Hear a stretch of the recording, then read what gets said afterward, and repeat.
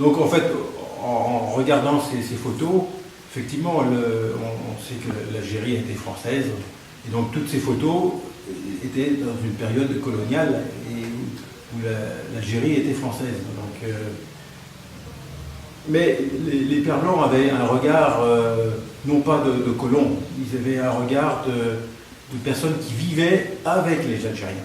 Donc ça se sent aussi sur ces photos. Il n'y a pas d'envie d'humilier les gens. Et on essayait de prendre le plus beau, de faire les plus belles photos. Hein.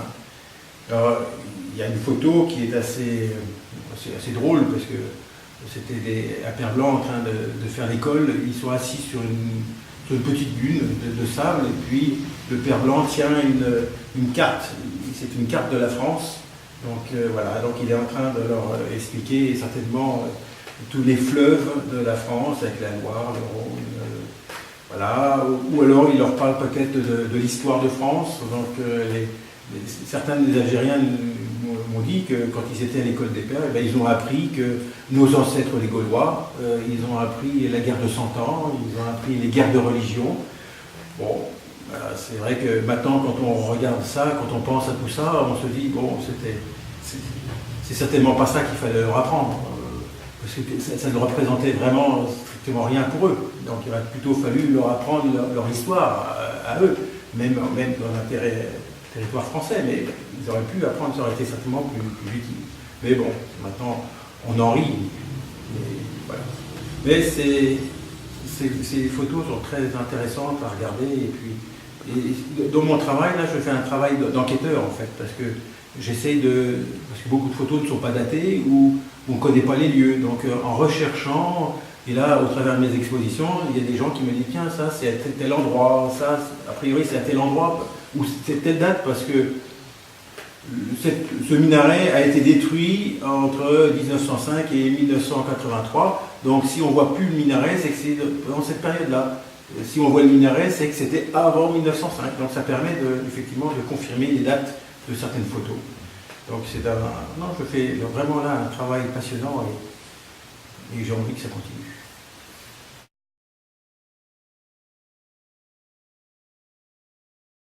On a un projet de réaliser un beau livre de photos où la photo est à la première place. Donc il y aura environ 150, 180 photos classées par une dizaine de thèmes différents. Et dans chaque thème, on voudrait soumettre ces 15 photos qui sont sur un thème donné, par exemple l'hydraulique, l'architecture, les caravanes, les palmeraies, enfin, etc.